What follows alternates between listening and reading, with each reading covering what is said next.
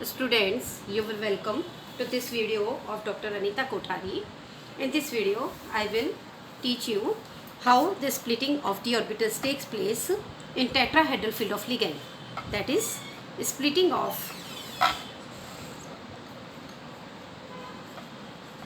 d orbitals in tetrahedral field of ligands. यानी ligand के चतुष्फलकीय क्षेत्र में डी कक्षकों का विपाटन किस प्रकार होता है। इससे पहले जो वीडियो था in which I explain how orbitals are splitted in octahedral field of ligands. Okay, उसमें हमने ये देखा था कि in octahedral field 6 ligands are approaching along X Y and Z axis. In this way, 2 ligands from x-axis, 2 from y-axis, and 2 from z-axis. Right? If we join the ligands of x and y-axis, we get a square. That is a square which is present in the plane of our this board. Okay, and z-axis as a perpendicular axis to this board. Okay, in this way. Right? Means one ligand is present above the square and one ligand is present below the square. Okay, now if we join this z-axis ligand to the corners of the square, right, we get 4 phases, यानी 4 फलक मिलते हैं. Similarly, this also gives us 4 phases. Total there are, we see 8 phases, 4 above and 4 below. So this is a perfect octahedral geometry.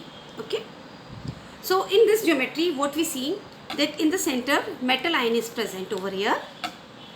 So if you want to prepare an octahedral complex, then ligands approach it towards metals ion in this fashion, means 2 ligands along x-axis, 2 ligands along y-axis and 2 ligands along z-axis.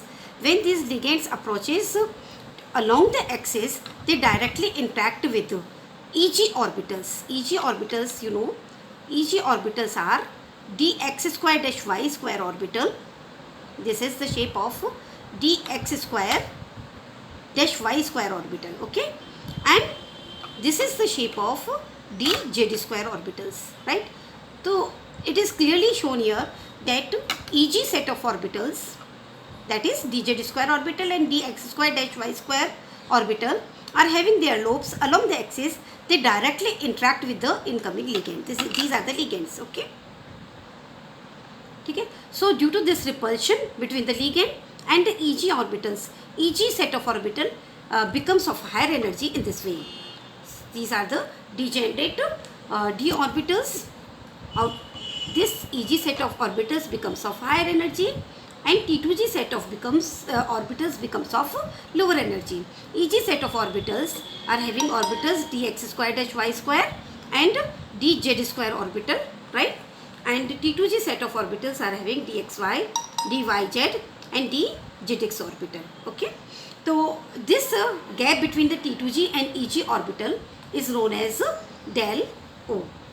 That is crystal field splitting energy. Here we see that Eg orbitals becomes of higher energy because these orbitals directly interact with the ligand, so they are more repelled and becomes of higher energy. Right, now we come to the tetrahedral geometry. In case of tetrahedral geometry, what we see, it is not easy to draw tetrahedral geometry because in tetrahedral geometry metal is surrounded by 4 ligands tetrahedrally by and each ligand forms an angle of about 109 degree. Okay, so to draw the tetrahedral geometry, this is the easiest way. First we make a square in this way. Okay, now take one face of this cube. We draw a cube in this way. Then take 2 diagonally opposite corners of one face, and to the opposite face take another 2 corners in this, not these corners but the opposite corners. Opposite means कि we have to choose these 2 corners. Now ये वाले नहीं लेकर के ये वाले corners लेने. और if we join these with the dotted line, we get a perfect tetrahedral geometry. These are the 4 ligands, okay, which are diagonally present at the faces, 2 opposite faces, okay, and at the center metal ion is present. So this is a tetrahedral geometry, okay. Now you see that the angle between the ligand is 109 degree, okay. So when we want to form a tetrahedral complex from metal and ligand, the ligand approaches towards metal ion, right, but they do not directly interact with either metal orbitals Eg और T2G orbital, right. ना तो वो पूरी तरह से Eg कक्षकों से टकराते हैं और ना ही वो पूरी तरह से T2G कक्षकों से टकराते हैं, राइट. क्यों? क्योंकि इसमें हम ये देख रहे हैं कि जैसा हमने ऑक्टाहेड्रल में देखा एक्स वाई और जेड एक्सेस पे, क्योंकि Eg ऑर्बिटल उसी पे प्रेजेंट है उनके लोब, तो वो डायरेक्टली उनसे टकराते हैं, राइट. लेकिन इसमें ये चीज़ नहीं है. तो हम क्या करते हैं कि ये देखते हैं कि उनके बीच का एंगल कितना है, राइट. तो if you observe the angle between the T2 orbital, metal and incoming ligand, okay, then we find it is of 35 degree. And if we observe the angle between metal ligand and E orbital, then it is of 54 degree, right. यानी हम ये बोलेंगे कि अगर हम angle देखें T2 orbital का आने वाले ligand के साथ में, तो वो 35 डिग्री का होता है, but the angle of E orbital with incoming ligand is of 54 degree, okay. So you see that this angle is lesser, right. Means we can say that incoming ligand is closer to T2 orbital rather than E orbital, right. So if incoming ligand is closer to T2 orbital, right, so these orbitals are more repelled as compared to E orbital. So the splitting pattern of tetrahedral complexes is just reverse to that of octahedral complexes. Means if we say that there are 5 degenerate orbitals, d orbitals which are degenerate in case of free metal ion, get splitted into 2 set, right. Above set is known as T2 and below set is known as E, okay. So you see that here the splitting is just reverse to that of octahedral complexes. T2 orbitals become of higher energy and E orbital become of lower energy. The energy gap between these two orbitals is known as del T. Here T represents for tetrahedral. In case of octahedral we use the symbol del O, where O represents the octahedral geometry. Here T represents the tetrahedral geometry, okay. So here do the calculation. We know that we draw this diagram in increasing order of energy. So whenever electron enter in E orbital, then energy is liberated, okay, and whenever electron is entered in T2 orbital, energy is to be given, right. Now how to calculate it? As I shown in my previous video, that total number of orbitals gone above are 3 and the total number of d orbitals are 5. So the value of this one is minus 3 upon 5, that equals to be minus 0.6 del T, okay. And the value of this one is the total number of orbitals, these E orbitals, that is 2 जो कि नीचे गई हैं, upon the total number of orbitals are 5, means this value is equals to be what? Plus 0.4 del T, right. So you see that this diagram is reverse to that of the diagram for an octahedral complex, right. The one thing you must also notice over here, that is here I have omitted the subscript G. Note that I must write orbitals as Eg and T2G, as in case of octahedral complexes I did it, but in case of tetrahedral complexes I represent it only by T2 and E, means I have omitted subscript G over here, right. So I will give you the explanation for this, why I have omitted the subscript G in case of tetrahedral complexes, right. In my previous video I told you that there is center of symmetry is present in case of octahedral complexes, right. Look here, center of symmetry is present in case of octahedral complexes. कैसे? देखिए आप ध्यान से, अगर suppose this is a square, suppose ये एक square है, तो we know that square is present along x and y axis. Suppose this one is x axis and y axis. Suppose I put this pen in the center of this square, right? है ना? और अगर मैं suppose यहाँ पे ligand लगा रही हूँ, डिफरेंट लिगेंड्स, ये चारों एल लिगेंड्स हैं. आप देखो ध्यान से कि अगर मैं इस लिगेंड से इस लिगेंड की तरफ आती हूँ, राइट, तो जितना डिस्टेंस मुझे यहाँ ट्रेवल करना होता है उतना डिस्टेंस मुझे यहाँ से यहाँ करने में ट्रेवल करना होता है. सपोज ये मेटल है बीच में, तो हम क्या देखेंगे कि जो डिस्टेंस हमें यहाँ से यहाँ ट्रेवल करने में लगता है उतना ही डिस्टेंस हमें यहाँ से यहाँ ट्रेवल करने में लगता है. तो मैं क्या कहूँगी कि इस स्क्वायर में सेंटर ऑफ सिमेट्री प्रेजेंट है. क्या प्रेजेंट है? Centre of symmetry is present in square planar geometry, right. अब अगर मैं स्क्वायर प्लेनर की जगह ऑक्टाहेड्रल ज्योमेट्री लेती हूँ, तो आपको पता है कि 2 लिगेंड एक्स पे, 2 वाई पे और 2 लिगेंड कहाँ जाएंगे बताइए? 2 लिगेंड जाएंगे हमारे जेड एक्सिस पे. क्लियर है? तो आप क्या देखोगे अगेन, इसमें भी आप सेंटर में ये रखिए बिल्कुल एक्सिस. अगेन आप देखेंगे तो दोनों साइड में इक्वल डिस्टेंस पे जाने पे हमें लिगेंड मिल रहे हैं. तो हम ये कहेंगे कि ऑक्टाहेड्रल ज्योमेट्री में भी क्या होती है? Centre of symmetry is present. Means centre of symmetry is present in octahedral and square planar geometries. Okay, but this center of symmetry is absent in case of tetrahedral geometry. Why? Because in tetrahedral geometry, one metal ion is surrounded by 4 ligands in a tetrahedral manner. Okay? तो क्या होता है कि एक metal और अगर ligand के बिल्कुल ऑपोजिट डायरेक्शन में अगर हम जाएं तो हमें यहाँ पर लिगेंड नहीं मिलेगा. क्यों नहीं मिलेगा? क्योंकि इन लिगेंड के बीच में कितना एंगल है? 109 डिग्री का है. या मैं ये कह सकती हूँ कि जो टेट्राहेड्रल कॉम्प्लेक्सेस हैं उनमें केंद्र की सममिति नहीं पाई जाती. Centre of symmetry is not present in case of tetrahedral complexes. चतुष्फलकीय संकुलों में केंद्र की सममिति नहीं पाई जाती और किसी भी चीज़ का जीरेड और अनजीरेड हम उसकी केंद्र की सममिति से देखते हैं.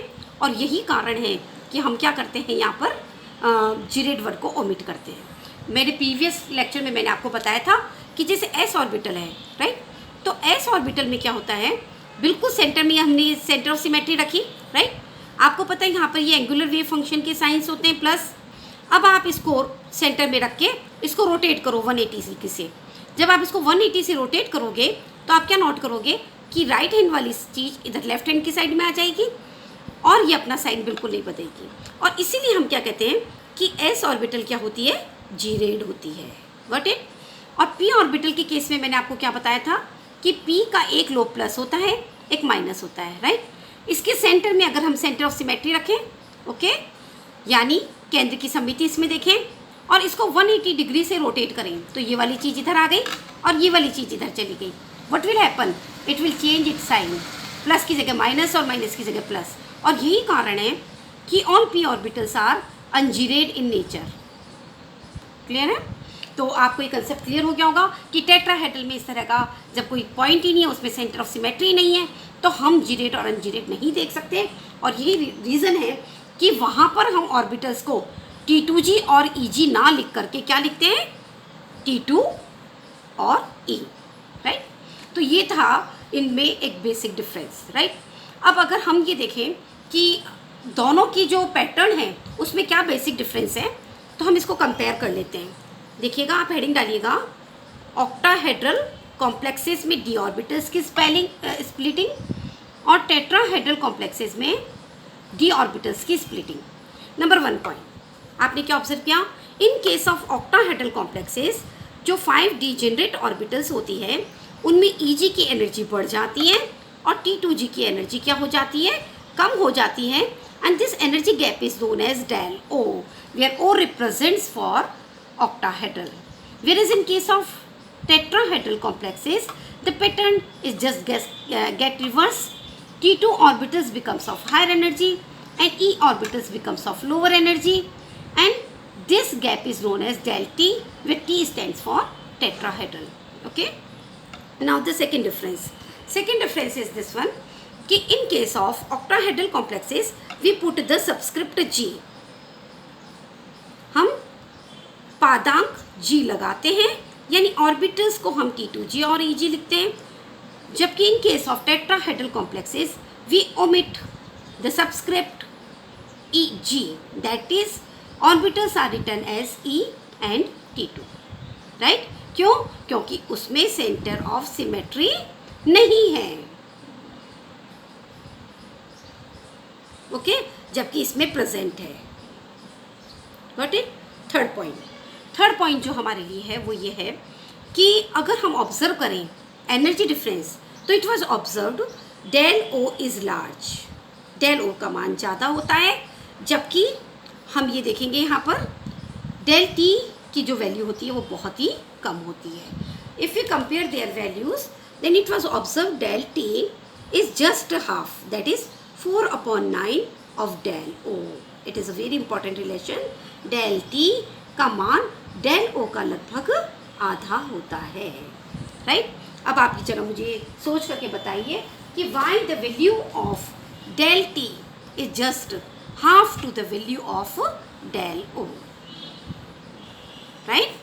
In case of octahedral complexes, incoming ligand directly interact with EG orbitals, यानी अष्टफलकीय संकुलों में आने वाला लिगेंड EG कक्षकों से सीधे टकराता है, तो उसकी एनर्जी बहुत ज़्यादा बढ़ जाती है और इसलिए T2G और EG के बीच में एनर्जी गैप बढ़ जाता है, इसलिए डेलो का मान ज़्यादा होता है। But in case of octahedral tetrahedral complexes incoming ligands किसी भी लिगेंड से डायरेक्टली इंटरेक्ट नहीं करता है, लेकिन हम देखते हैं कि वो T2 के साथ कम एंगल बना रहा है 35 डिग्री का, जबकि E के साथ में वो बना रहा है 54 डिग्री का एंगल।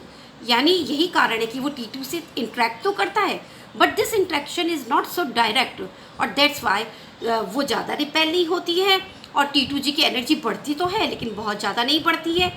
और यही रीज़न है कि T2 और E के बीच ऊर्जा का अंतर डेल T डेल O के कंपैरिजन में बहुत कम होता है, राइट?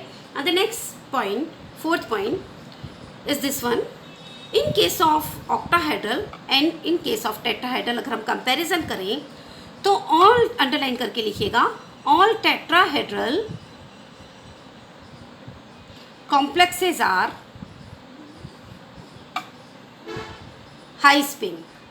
सभी चतुष्फलकीय जो संकुल होते हैं वो उच्च चक्रण वाले होते हैं, है ना? It is a very important point, है ना? वेयर एज ऑक्टाहेड्रल कॉम्प्लेक्सेस में बी आइदर हाई स्पिन और दे में बी लो स्पिन, या तो वो उच्च चक्रण वाले हो सकते हैं या निम्न चक्रण वाले भी हो सकते हैं, राइट?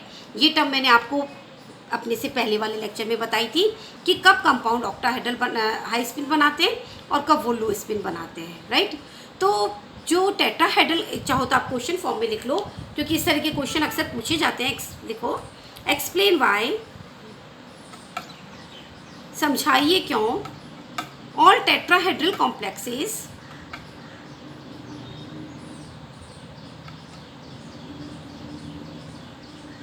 Are high spin. समझाइए क्यों सभी चतुष्फलकीय संकुल जो होते हैं वो उच्च चक्रण वाले होते हैं। आपको मैं फिर से एक बार रिपीट कर देती हूँ, देखिएगा। हमने लिगेंड्स की स्पेक्ट्रोकेमिकल सीरीज पढ़ी थी।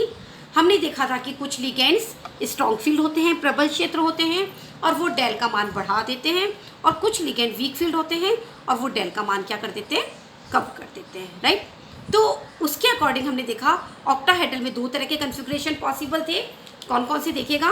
एक वो जो डेल का मान बढ़ा दे, यानी जिनके लिए पाई का मान कम हो, और दूसरा हमने पढ़ा था जो डेल का मान कम कर दे। ओके, तो जो डेल का मान बढ़ाते हैं उनको हमने कहा था स्ट्रॉन्ग फील्ड कॉम्प्लेक्सेस, और जो डेल का मान कम करते हैं उनको हमने क्या कहा था, वीक फील्ड कॉम्प्लेक्सेस। सपोज अगर मेरे को ऑक्टाहेड्रल में D4 कन्फिग्रेशन लिखना है तो हमने किस तरह से लिखा था बताइए? ये T2G ऑर्बिटल और ये क्या थी, EG ऑर्बिटल, राइट? तो हमने क्या किया था कि जो सेम एनर्जी वाली है उसमें अपन ने 1 इलेक्ट्रॉन फिलअप किया था, राइट? अब क्या है, क्योंकि डेलो इज वेरी हाई, डेलो का मान बहुत ज़्यादा है, तो this gap is high, so electron get paired over here. क्यों? क्योंकि पाई यानी पेयरिंग एनर्जी का मान बहुत कम है। तो हमने ये देखा कि in case of octahedral complexes दोनों ही पॉसिबिलिटी है। लो स्पिन, ये क्या कहलाएगा बताओ? लो स्पिन कॉम्प्लेक्स। लो स्पिन क्यों? क्योंकि इलेक्ट्रॉन ऊपर नहीं जाके नीचे गया, तो अयुग्मित इलेक्ट्रॉनों की संख्या क्या है? कम है, राइट। लेकिन अगर आप ये वाला देखोगे कॉम्प्लेक्स, अगर मैं ये बनाऊं कंडीशन लगा के, तो आप देखो डेल की वैल्यू कम है, तो जब मैं 3 इलेक्ट्रॉन फिलअप कर देती हूँ, तो क्योंकि डेल की वैल्यू कम है, 4th इलेक्ट्रॉन ऊपर जाएगा, तो आप देखो अनपेड इलेक्ट्रॉनों की संख्या बढ़ गई। तो इस तरह के कॉम्प्लेक्सेस को मैंने क्या बोला था? हाई स्पिन कॉम्प्लेक्सेस, उच्च चक्रण संकुल, राइट। तो मैंने आपको क्या वर्ड बोला कि ऑक्टाहेड्रल जो कॉम्प्लेक्सेस हैं वो लो स्पिन भी बना सकते हैं और हाई स्पिन भी बना सकते हैं। ये इस बात पे डिपेंड करता है कि लिगेंड्स किस तरह का है, क्या वो स्ट्रॉन्ग फील्ड लिगेंड है या वो वीक फील्ड लिगेंड है।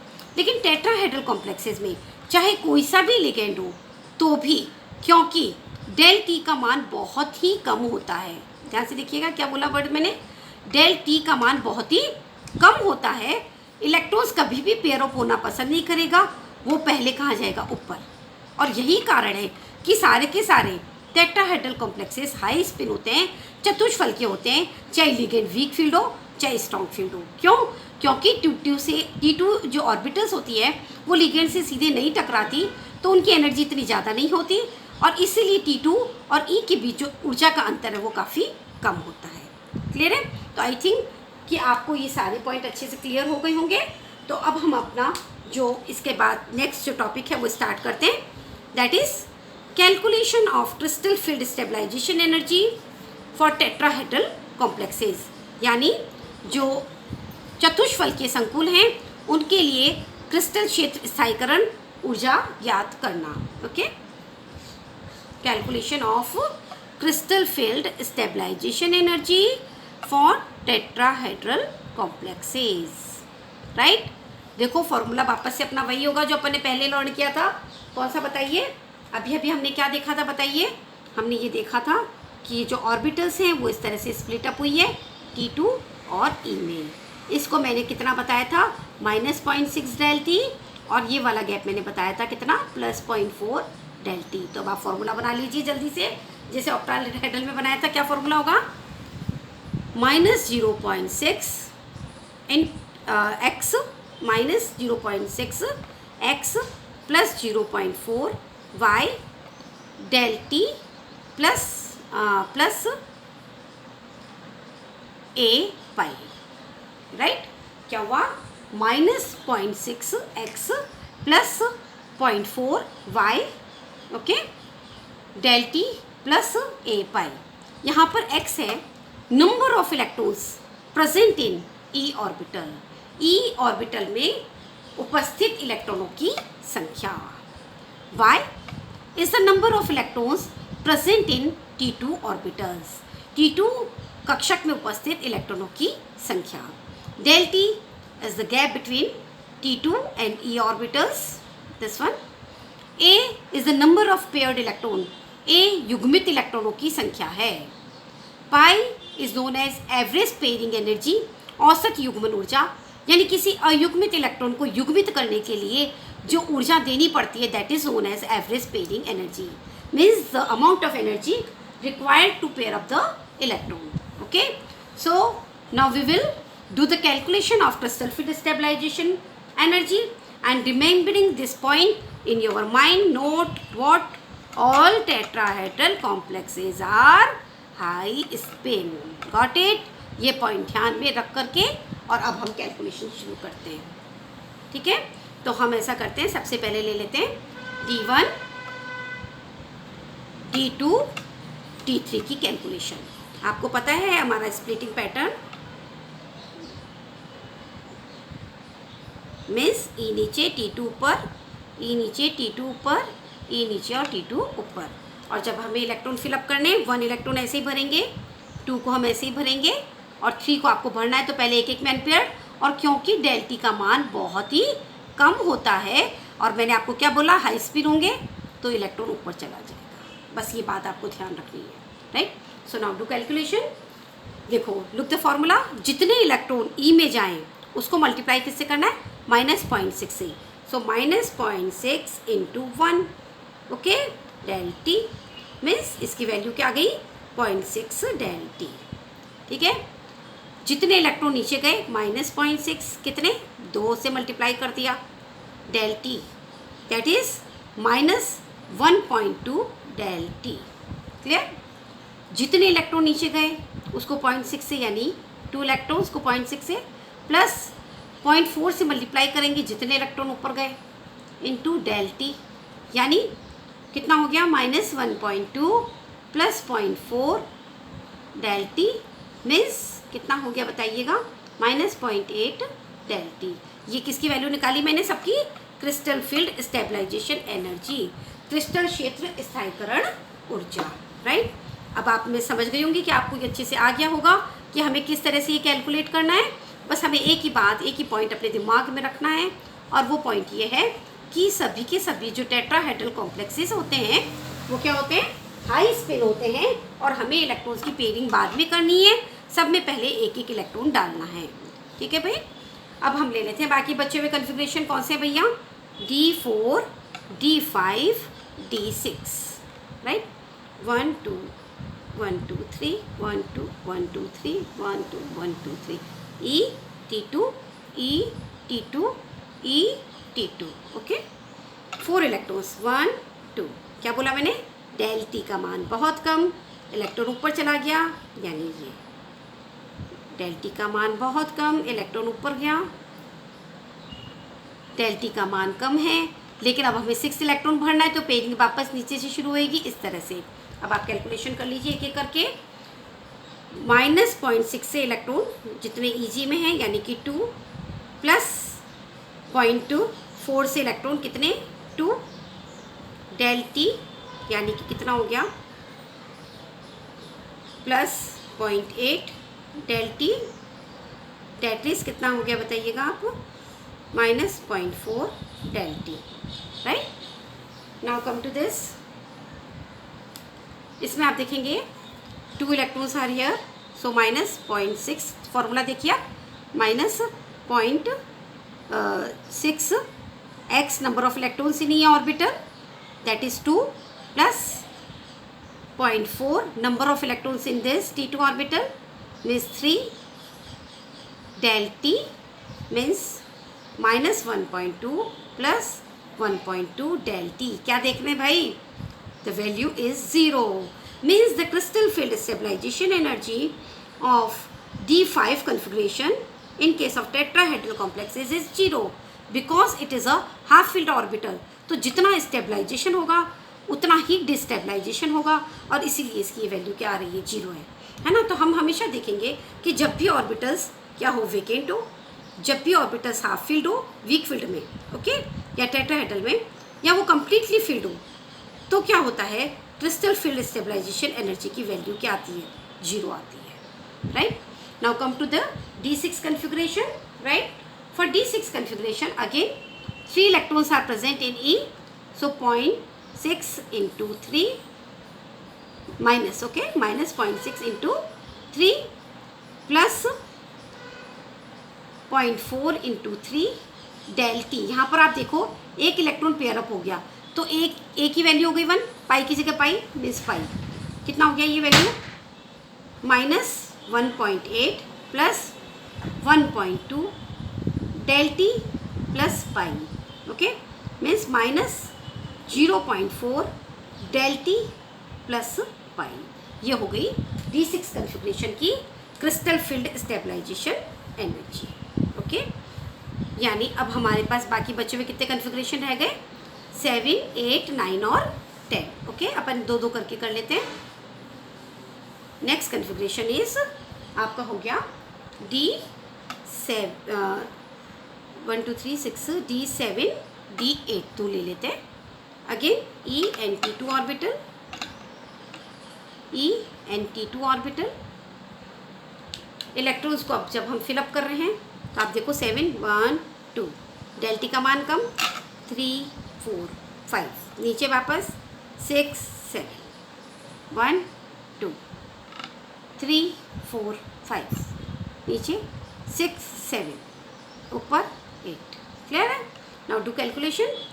0.6 into number of electrons present in E are 4 plus 0.4 into number of electrons present in T2 R3 del T plus how many electrons are paired?